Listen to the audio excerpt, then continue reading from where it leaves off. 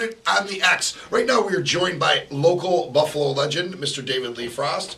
Davey, there, buddy? Yeah, how you doing, Richie? Good, man, good. We were talking about fair trade doing the chicken coop show. I wanted you to fill in the listeners a little bit about it. I was listening to it. Thanks. Yeah, we're doing that. It's the Barrelhead, a reunion show.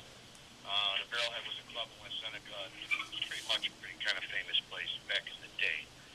So we're doing a reunion show there. That's it's June 18th at 4 p.m. sharp. We hit the stage, and we're going to be playing for that show. It's going to be a riot. And there's actually a fair trade preview this Saturday, correct? A small preview? Yeah, Saturday we're doing a 45-minute set at the Relay for Life event in West Seneca.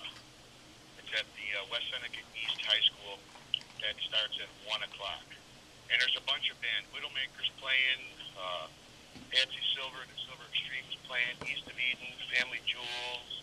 And there's a couple kids that go to the school. They got bands they're going to perform to. So it should be very interesting. Oh, it's going to be a lot of fun. That's going to be a lot of fun. All proceeds for that are going towards Roswell for the Cancer Institute. So it's a good event. And the chicken coop thing, this gets monstrous. Last year you guys did it, and there was at least probably 1,000. It had to be over 1,000. Yeah. There's a lot of people there. And it was over 1,000 through the gate, yeah. And then this year, you just played a benefit again because you're the benefit king. You played the benefit Saturday, and they sold 300 tickets that day for the June 18th show. Yes, they did. That was the benefit for Dave Loffer, whose son Eric was taken from us. Yeah, it's just it's incredible how many people come out for these Barrelhead reunions and how many come out for the Fair Trade Band. It was a really well respected, well loved band from back in the day. We got a lot of nice friends. We're very, very appreciative to that. So it's going to be a great time. It's $15. You can get tickets online at barrelheadtickets.com, or you can get them at the door.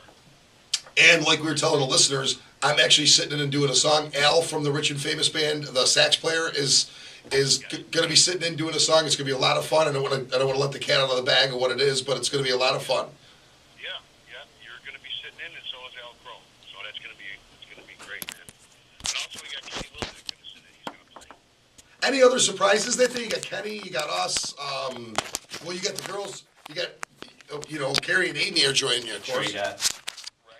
We got Carrie and Amy, the backup singers. They're going to be there. So it's just going to be an all-around good show. Scott Nichols is doing the audio sound for that. So it's going to be really nice. Yeah. Yep.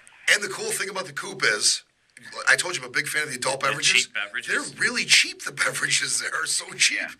I know. Well, it's a VFW post, so that's just, they. I don't know how they do it. But they do it cheap. They do. I mean, it's a great first date night. If you're not really sure if you like the girl or not, bring her there. You don't have to spend a lot of money. Yeah, $15-$20, and you guys are leaving with a good buzz. Oh, I'm bringing Nicole. Right. All right, Dave. Hey, thanks for calling in, brother. We're busy this week too, Richie. I know we're really busy. Wednesday, you guys are playing together. Wednesday, the acoustic. Wednesday we play. Thursday we play at Chandy's, like you mentioned early. Friday we're out at Brennan's. Saturday at Dock of the Bay, and Sunday out at Attitude. So. And then Saturday, like I say, Dock of the Bay. We're the Rich and Famous Band's at Dock of the Bay, and you're playing the benefit earlier. So you're doing a lot of playing. And Wednesday's going to be a lot of fun because it's going to be something different. We're going to be doing something acoustically, so we're going to be able to do older country tunes, and just a whole bunch of different tunes. And we're going to keep rotating in different players. Jimmy Anger one week. You and I are going to kind of anchor it, and then we're going to bring in.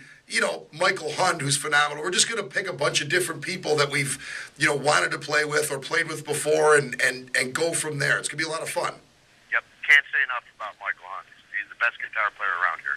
I agree with you. I think he's fantastic. And a lot of people don't realize how good he is. I mean, Dave and I are big fans of old country. And so part of the game plan that we've had is to make Michael sit and play old country licks because he's so good at it. Mm-hmm.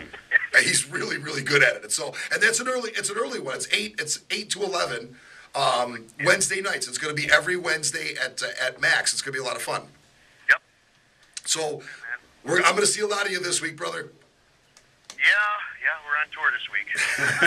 All right, dude. Thanks for calling in. I'll talk to you soon. All right, Richie. Bye-bye. Bye-bye. I love Dave Frost. Dave Frost, great man. You can't say enough good about him, and he really is a Buffalo legend. I mean, he just between fair trade and the press, and it's just it's funny. We were talking about it yesterday. We've talked about it several times, but we use a common agent. We've used a common agent pretty much our whole lives. We've used Frank Michaels a lot. And at one point, 15 years ago, maybe 17 years ago, I had this band called Big Daddy and the Spank Kings, which was kind of similar to the Rich and Famous. They got the same kind of vibe. And we were having bass player problems. And we needed a bass player who could play the stuff, the period stuff that we were looking for. So it's a specific bass player that can play that kind of stuff. Yeah. Not a lot of guys can.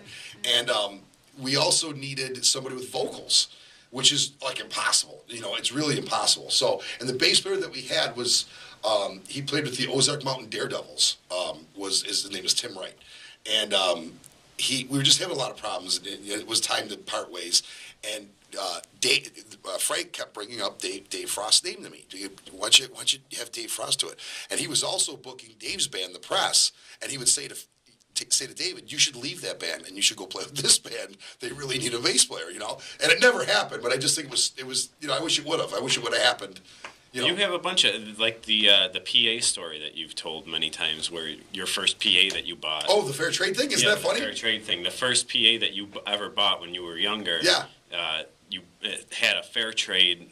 It was painted on it. It was a stencil. Yeah, a fair Dave's trade. the king of stencils too, isn't he? Look at his kid. Everything is stenciled. He does. His rig is stenciled. Dave is the nicest man too. Today we were all out for my birthday yesterday, so I'm not even going to pretend like we weren't. And Dave met me this morning at the benefit. We met Bruce Decker and made sure they had everything under control and see if we could help. So Dave was leaving because he actually had company at his house, and Janet, a good friend of all of ours, is going back to Florida, so he's got to entertain people, and he's got to get someone to the airport, and blah, blah, blah, blah. So he's standing there in his van, and we're talking. He opens up his door, and in his door jamb of his white van, there's a whole bunch of phone numbers written in pencil. So I think Dave just likes graffitiing things or something. He loves to graffiti. But the other thing about David, and he mentioned it a little bit when he was talking about the benefit he does. He was saying there's going to be some younger bands there in the school. He is a big advocate of young musicians. He is. And he really takes people under his wing, and he's a phenomenal Western New York talent. He's a humongous talent, giant talent. But he's, like you say, he's never been egotistical. He's never been, and there's a lot of guys that you run into that really, really have a problem with their egos. He is not like that at all, and he loves when kids play. He loves, even young kids. He likes teaching young kids. He likes, helping out young bands. He'll loan them gear. He'll set it up for them. He's just an incredible guy, an incredible man. His wife Patty's nice too. Yeah, she's all right. No, Patty's a great woman. And Patty has a new haircut, and I love it. Yeah. I love Patty's new haircut. Look at Kim Marie. Kim Marie's laughing. So what were we talking about the we summer schedule? We were talking about some kind of concerts or something. Yeah, this summer schedule is massive. It is, and part of me still feels bad, honestly. I will say this forever. Rapids Theater, Club Infinity, Club Paradise, Town Ballroom, all of them have. They're businesses. They book these acts. They pay to have these. They sell tickets. But by the same token, on the inverse of that, they also pay electric bills, gas bills, employees. They pay taxes. These free concerts do not help them out at all. So it's a double-edged sword. It's cool to be able to see a free show, but here's a perfect example. Cheap Trick is going to be playing Art Park, correct? Yes.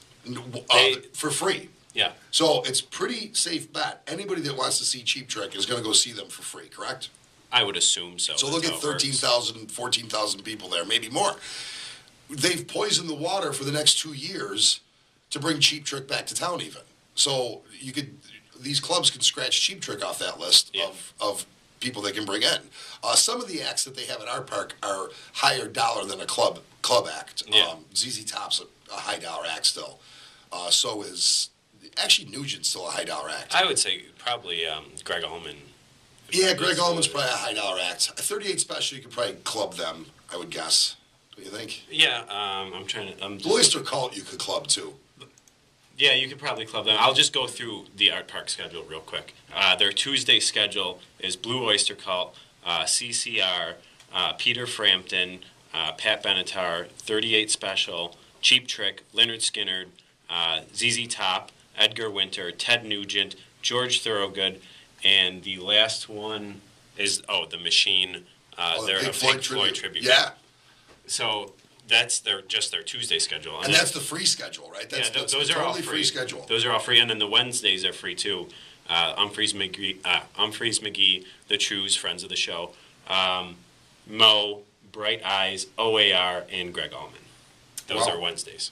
And OAR you'll probably have on too. Rudy was just on with Rudy's playing bass. Rudy Stars was playing bass with Blue Oyster Cult. Oh, is he? Yeah, so he's going to come back on when they're doing that too. That's a monster lineup. The Darien Lake lineup is kind of lame this year. I think a lot of it is this free stuff. Yeah, I checked out the Darien Lake lineup and it's pretty lame. I mean, the other thing too is a lot of those bands that they've relied on a lot, like Dave Matthews Band, Tom Petty. Yeah, that's right. They're doing something different this year. Yeah. So I mean. They really, I never really thought about it until you just said that. They really have depended on those. The Tom Petty show is always the biggest show. Every year, it's always Dave Matthews Band is probably one of the biggest. Tom Petty's always one of the biggest, and then they'll always have like a different one, like John Mayer usually. Yeah. I'm trying to think who else, like the Kings of Leon. Yeah. Whoever's that hot that summer. Well, they'll usually have like a hot country act. Yeah. And then a couple of the acts that you just named. Yeah. Def Leppard's probably the biggest show that they're going to have. We'll have Phil on talking about it, but yeah. Def Leppard's going to be the biggest show that they're going to have. I think. And Darien Lake, and Toby Keith. I think you got Toby Keith. Yeah, Toby Keith usually comes a lot. Yeah, and it's always a big one. Yeah. But Tom Petty is consistently I think last year he had to add a show because. And I think that Tom Petty is the most attended, most tickets ever sold at Darien Lake was for Tom Petty when the Allman Brothers opened up for him, I think. Yeah, Tom Petty is always one of their hinges every year that they rely on. But the Thursday in the Square lineup, or the Thursday in the Square concerts have already started. There's already been 2 of them, but the rest of that lineup is Morris Day. Morris Day, who was Prince's drummer back in the day, and he's in the movie Purple Rain. Morris Day. The 16th, I'm actually going to head down there. Blues Traveler, I'm definitely going to check them out. Grace Powder and the Nocturnals, who I've seen a couple times, are pretty good. Lowest of the Low, Ron Hawkins, friend of the show. Sloan, George Clinton in the Parliament Funkadelic. Tokyo. They've become a staple there. Yeah, and Tokyo Police Club. What do you think the biggest act there is going to be? I think it'll be Blues Traveler. Really? Yeah. I'm going Ron Hawkins. I think Lowest of the Lows. Yeah, okay. Yeah. I completely overlooked them because of the fact that I just assume that they're so big, if that makes any sense, because they always bring a crowd that I take that for granted. When they played that Powder Keg Festival, I mean, there were numbers. I heard numbers as high as 60,000 down there. I mean, obviously they weren't all there for the entertainment. Yeah, and they did that 2-night stand at the Ballroom just a couple, maybe. Yeah, they're really well received there. We're gonna hit a commercial break. Come back on the other side, do some music news, and I want to talk about the Lane Classic Rock Radio in Buffalo. All right, cool. All right, stick around, folks. Heard it on the X.